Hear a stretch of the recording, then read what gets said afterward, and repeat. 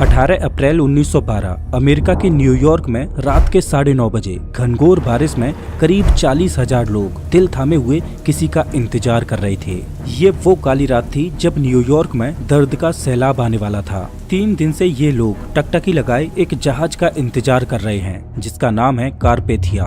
कारपेथिया जहाज अपने साथ एक ऐसी दर्दनाक कहानी लेकर लौटा था जिसको सुनकर आज भी लोगों के दिल दहल जाते हैं। एक ऐसा जहाज जो कभी नहीं डूब सकता था, RMS टाइटैनिक, जिसने सैकड़ों लोगों की जिंदगियां समुद्र के हवाले कर दी। और कारपेथिया जहाज पर मौजूद हैं वो चुनिंदा लोग जिन्होंने टाइटैनिक के रौद्र रूप को अपनी आंखों से देखा था। ये इतिहास की वो दिल दहला देने वाली घटना थी जिसको कोई भी इंसान भुला नहीं सकता। ये घटना अपने पीछे कई रहस्यों को छोड़कर चली गई। नमस्कार दोस्तों, मैं हूं श्याम तोमर, स्वागत करता हूं आपका इस वीडियो में। 10 अप्रैल 1912 को जब टाइटैनिक ब्रिटेन के साउथहैम्पटन से न्यूयॉर्क जाने के लिए अपनी पहली यात्रा के लिए तैयार था, तब वहां पर एक अलग ही माहौल था, क्योंकि लोगों ने टाइटैनिक के बारे में इतना सुन रखा था कि वो टाइटैनिक की विशालता और उसकी सुंदरता को देखने के लिए उमड़ पड़े। ऐसा माना जाता है कि करीब 1 लाख से भी ज्यादा लोग टाइटैनिक की भव्यता को देखने के लिए आए थे। और इतनी भीड़ टाइटैनिक को देखने क्यों न आती, क्योंकि टाइटैनिक था ही इतना भव्य। ये जहाज 269 मीटर लंबा था और इसकी ऊंचाई करीब 53 मीटर थी, जो कि एक 8 मंजिला ऊंची इमारत से भी ज्यादा ऊंचा था। ये जहाज बाहर से देखने में जितना भव्य लगता था, उससे ज्यादा आलीशान तो ये अंदर से था। ये इतना लग्जूरियस जहाज था कि इसमें 2 बड़े बड़े ground stairs, heated swimming pool, gym, 4 restaurants, library, Turkish bath, electric bath और बार्बर शॉप इत्यादि थे। ऐसा मानो कि टाइटैनिक एक चलता फिरता लग्जूरियस होटल था जिसमें हर तरह की सुविधा मौजूद थी। टाइटैनिक लग्जरी के मामले में तो खास था ही, लेकिन एक और बात टाइटैनिक को खास बनाती, वो थी टाइटैनिक की सेफ्टी। ये उस समय दुनिया का सबसे बड़ा, सेफ और मजबूत जहाज था। टाइटैनिक को इस तरह से बनाया गया था कि इसका दूसरा नाम ही अनसिंकेबल था, मतलब कभी न डूबने वाला जहाज। और देखा जाए तो टाइटैनिक था भी एक ऐसा जहाज जो कभी नहीं डूब सकता था, क्योंकि इसको बनाया ही कुछ इस तरह से गया था, क्योंकि इसमें डबल बॉटम हल का इस्तेमाल किया गया था। दरअसल हल जहाज के इस बाहरी आवरण को बोला जाता है जो जहाज को मजबूती देता है। ये स्टील का बना एक मजबूत स्ट्रक्चर होता है। इसे आप जहाज की रीढ़ की हड्डी भी बोल सकते हो। ये जहाज की मेन बॉडी होता है।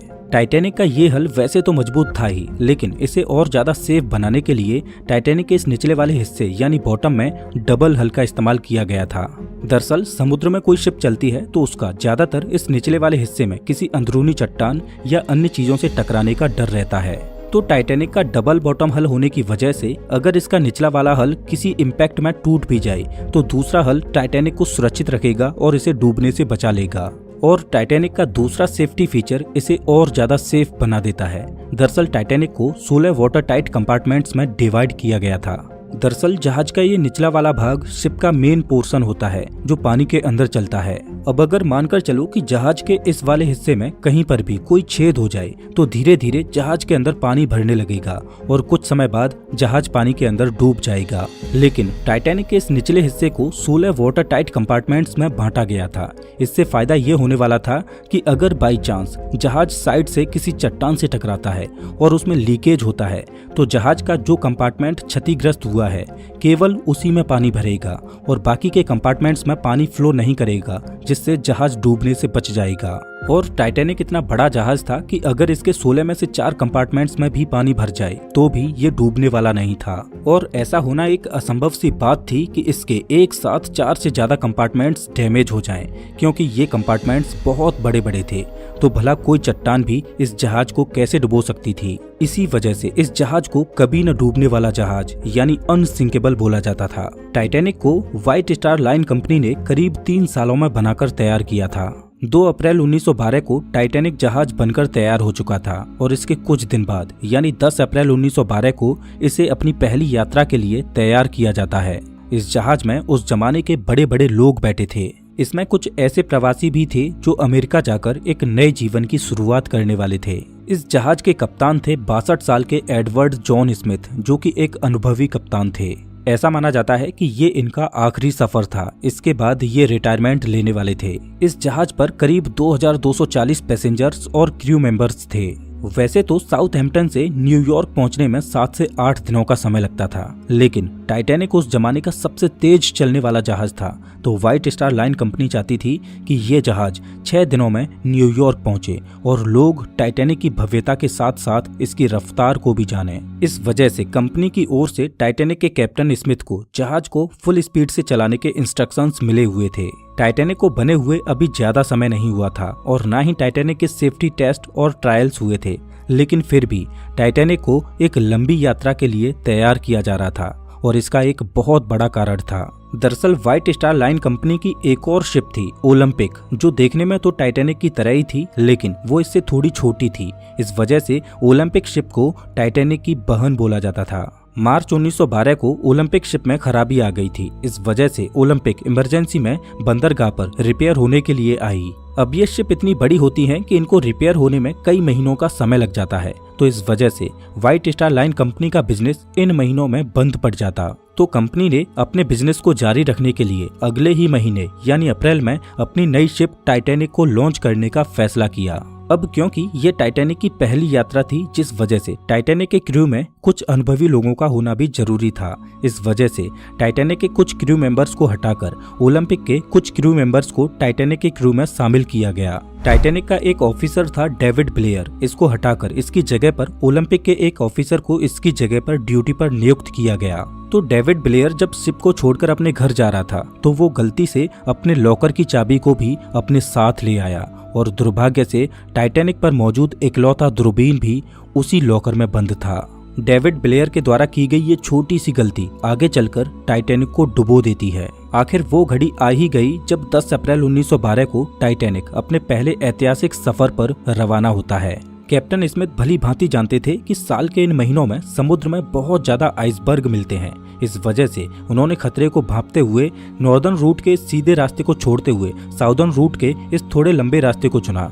दरअसल आइसबर्ग समुद्र में मौजूद छोटे छोटे बर्फ के पहाड़ होते हैं। ये बर्फ के पहाड़ ग्लेशियर से टूटकर समुद्र की लहरों के साथ बीच समंदर में आ जाते हैं। आप इस मैप को देखिए, इसमें ग्रीनलैंड से बर्फ के ये छोटे छोटे पहाड़ टूटकर इस रास्ते के द्वारा अटलांटिक ओशियन में पहुंचते हैं। तो ये वाला जो रीजन है, इसमें अप्रैल के महीने में बहुत ज्यादा आइसबर्ग टूटकर आते हैं। लेकिन अच्छी बात यह है कि इन आइसबर्ग को अटलांटिक ओशियन में पहुंचते पहुंचते करीब 2 साल लग जाते हैं और अटलांटिक ओशियन तक पहुंचते पहुंचते वो आइसबर्ग पिघलकर समुद्र के पानी में विलीन हो जाते हैं। जो आइसबर्ग बहुत ज्यादा बड़ा होता है वही अटलांटिक ओशियन के बीच में आ पाता है। तो कैप्टन स्मिथ ने आइसबर्ग के खतरे को टालने के लिए इस रास्ते के बजाय इससे थोड़े दूर के रास्ते को चुना, जहां पर आइसबर्ग मिलने के चांसेस बहुत कम हों।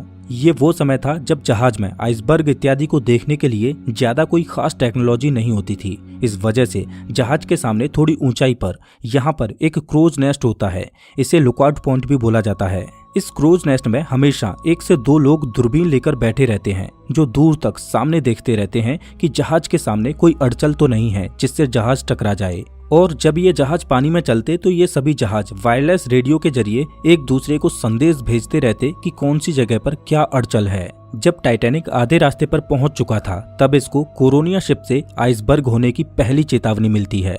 ये आइसबर्ग अभी टाइटैनिक से 1 दिन की दूरी पर था। टाइटैनिक पर सीनियर ऑफिसर जैक फिलिप्स इस वायरलेस रेडियो सिस्टम को ऑपरेट कर रहे थे और दूसरे जहाजों के साथ संपर्क में बने हुए थे। 14 अप्रैल को दोपहर में टाइटैनिक को आइसबर्ग के होने की दूसरी चेतावनी मिलती है। वायरलेस ऑपरेटर जैक फिलिप्स इन चेतावनियों के बारे में जहाज के कप्तान को आगाह करते हैं। टाइटैनिक के इस पहले सफर पर टाइटैनिक का मालिक जोसेफ ब्रूस भी था। जब कैप्टन स्मिथ ने जहाज के मालिक ब्रूस स्मे को आइसबर्ग की मिलने वाली चेतावनियों के बारे में बताया, तो ब्रूस स्मे ने इन चेतावनियों को नजरअंदाज कर दिया, क्योंकि उसका मानना था कि समुद्र में आइसबर्ग मिलना एक आम बात है और जिस जहाज में वो बैठे हैं वो एक मजबूत और कभी न डूबने वाला जहाज है। और ब्रूस स्मे नहीं चाहता था कि इन चेतावनियों की वजह से जहाज की स्पीड कम हो और जहाज अपने निर्धारित समय से लेट पहुंचे। इसके बाद टाइटैनिक को आइसबर्ग की 5 बार और चेतावनियां मिलती हैं और टाइटैनिक को जो आखिरी चेतावनी मिली वो एसएस कैलिफोर्नियन जहाज से मिलती है।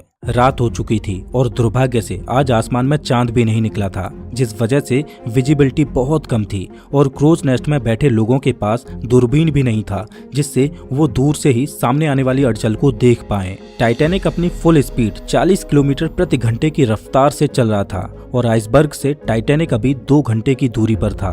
घनघोर अंधेरे में समुद्र के पानी को तेजी से चीरते हुए टाइटैनिक आगे बढ़ता ही चला जा रहा था, बिना इस बात की परवाह किए कि जिस रास्ते में अभी वो चल रहा है उसके सामने एक बहुत बड़ी बर्फ की चट्टान मौजूद है। रात के 11:30 बज चुके थे और अब टाइटैनिक आइसबर्ग से महज 6 किलोमीटर दूर था और जिस रफ्तार से टाइटैनिक चल रहा था उस रफ्तार से ये अगले 10 मिनटों में आइसबर्ग के पास पहुंचने वाला था। टाइटैनिक के क्रूज नेस्ट में 2 बहादुर लोग फ्रेडरिक फ्लीट और रेजिनाल्ड ली, ये दोनों कड़कड़ाती ठंडी और रात के काले अंधेरे में टकटकी लगाए जहाज के सामने आने वाली अड़चनों को देख रहे थे। इन दोनों के लिए परेशानी ये थी कि जहां पर ये बैठे थे उन्हें वहां पर ठंडी हवा का सामना करना पड़ रहा था, जिस वजह से इनकी आंखों से आंसू निकल आते। इनके पास कोई दूरबीन भी नहीं था, जिस वजह से ये ज्यादा दूर की चीजों को देख भी नहीं पा रहे थे। कम रोशनी में आंखों से ज्यादा दूर मौजूद चीजों को देख पाना संभव नहीं था।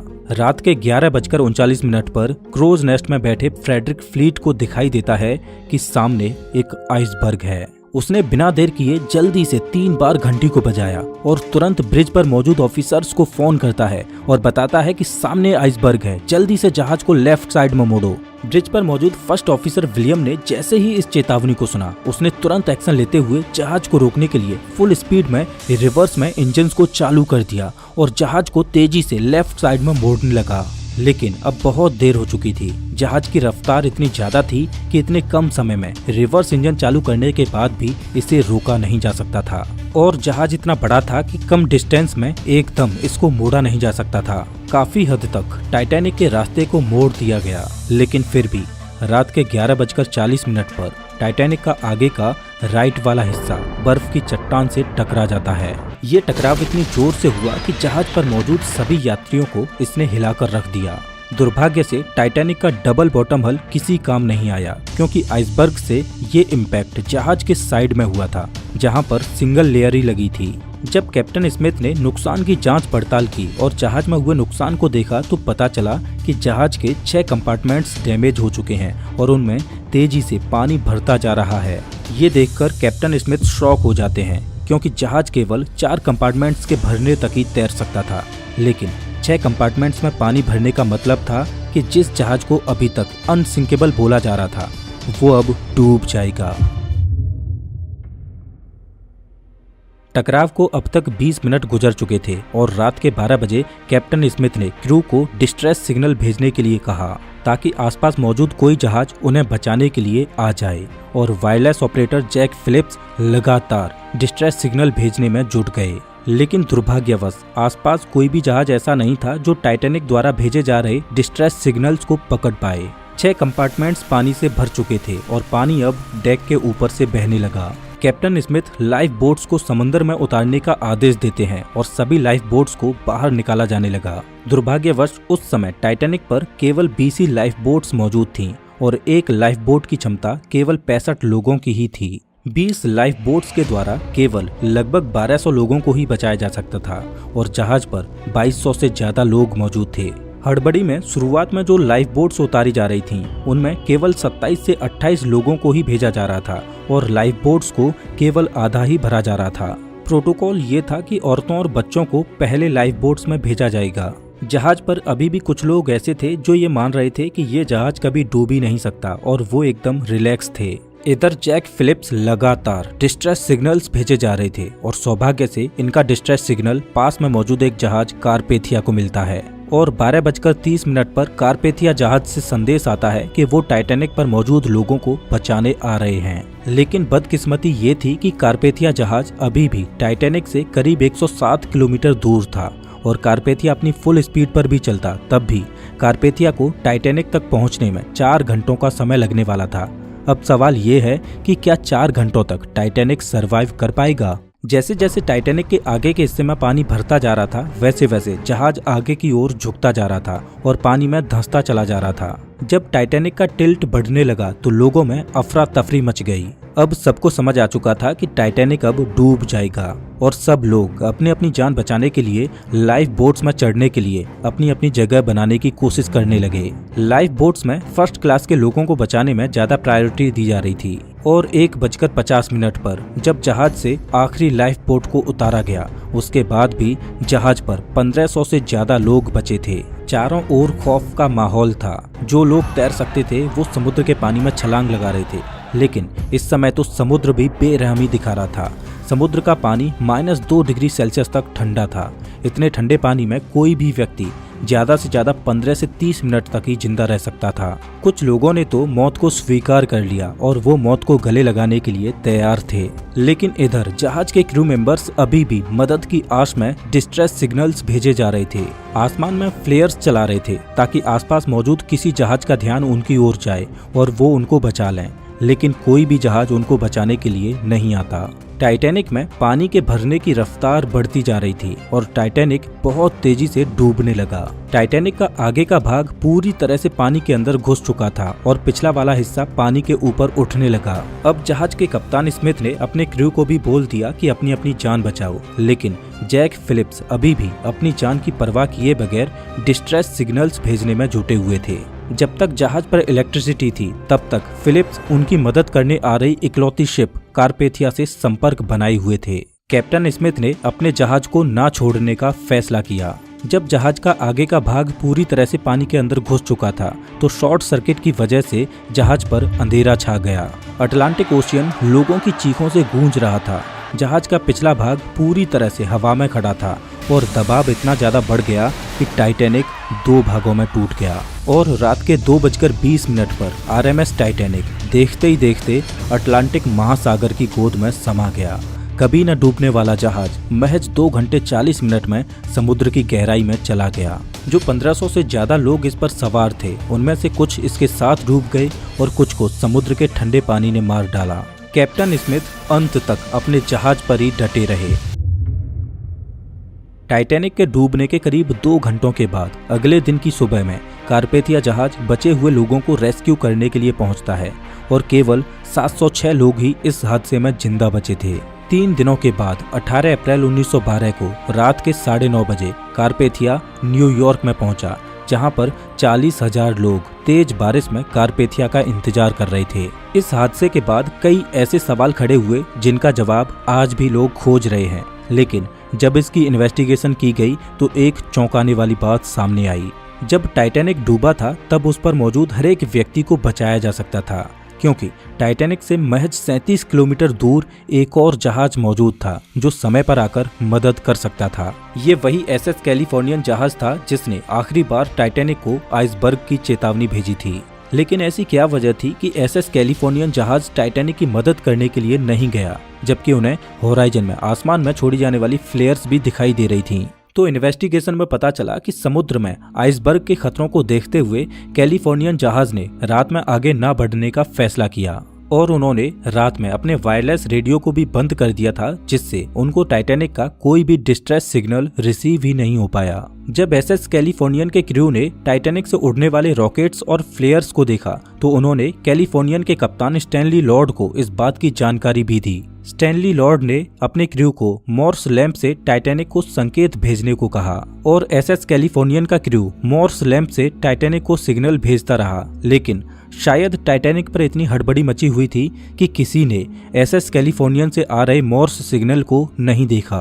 दरअसल उस समय इस तरह की लैंप से डैशेज और डॉट्स के द्वारा एक दूसरे जहाज से संपर्क करने के लिए मॉर्स कोड का इस्तेमाल किया जाता था। काश कैलिफोर्नियन जहाज का रेडियो ऑन होता तो शायद उस दुर्घटना में इतनी जानें ना जाती। टाइटैनिक के इस हादसे को हुए साल दर साल गुजरती जा रही थी, लेकिन एक सवाल जो लोगों को परेशान किए जा रहा था कि आखिर वो जहाज जिसे कभी न डूबने वाला जहाज बोला जाता था वो कैसे डूब गया। इस सवाल का जवाब तभी मिल सकता था जब टाइटैनिक जहाज का मलबा मिले। खूब सारी खोजबीन की, लेकिन अटलांटिक महासागर ने टाइटैनिक को अपनी गोद में ऐसे छुपा रखा था कि उसका मलबा किसी को मिल ही नहीं रहा था। RMS टाइटैनिक के मलबे को समुद्र की गहराइयों में ढूंढते ढूंढते 70 सालों से भी ज्यादा का समय गुजर चुका था।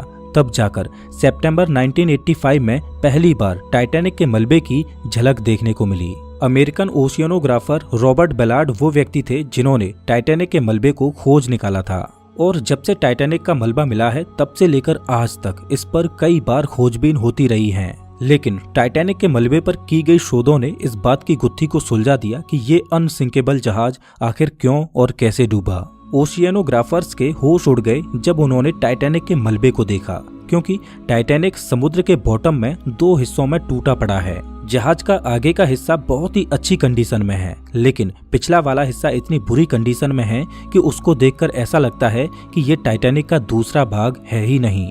और पिछला वाला हिस्सा फ्रंट वाले हिस्से से करीब 2000 फीट की दूरी पर है। काफी खोजबीन के बाद पता चला कि जब टाइटैनिक को बनाया गया था तब इसमें टाइटैनिक के हल को मजबूती देने के लिए जो रिवेट्स लगाई गई थी वो स्टील की नहीं बल्कि कास्ट आयरन की थी। यहाँ पर कंपनी ने जहाज को बनाते हुए कॉस्ट कटिंग करने की कोशिश की। अब चूंकि कास्ट आयरन स्टील से नरम होता है, इस वजह से जिस जगह पर आइसबर्ग टाइटैनिक की बॉडी से टकराया उस जगह के रिवेट्स प्रेशर पड़ने की वजह से खुल गए और आपस में जुड़ी प्लेट्स अपनी जगह से खिसक गईं, जहां से पानी को अंदर घुसने का रास्ता मिल गया। आज टाइटैनिक का मलबा समुद्र की गहराइयों में वातावरण से लड़ाई लड़ते हुए अपने अस्तित्व को खोता जा रहा है और ऐसा माना जाता है कि आने वाले कुछ सालों में समुद्र से टाइटैनिक के ये निशान भी गायब हो जाएंगे। टाइटैनिक की ये घटना सच में एक दिल दहला देने वाली घटना थी, लेकिन टाइटैनिक के डूबने के करीब 60 साल बाद एंडीज की पहाड़ियों में ऐसी ही एक दिल दहला देने वाली घटना घटी, जिसमें जमीन से हजारों फीट ऊपर एक वीरान पहाड़ी पर प्लेन क्रैश होता है और उस क्रैश में जो लोग बच गए थे उनके पास -30 डिग्री सेल्सियस के तापमान में न खाना था न ठंड से बचने का कोई जरिया। जिंदा रहने के लिए उन्हें अपने ही परिवारजनों की डेड बॉडीज को खाना पड़ा। वास्तव में फ्लाइट 571 की कहानी दिल को दहला देती है।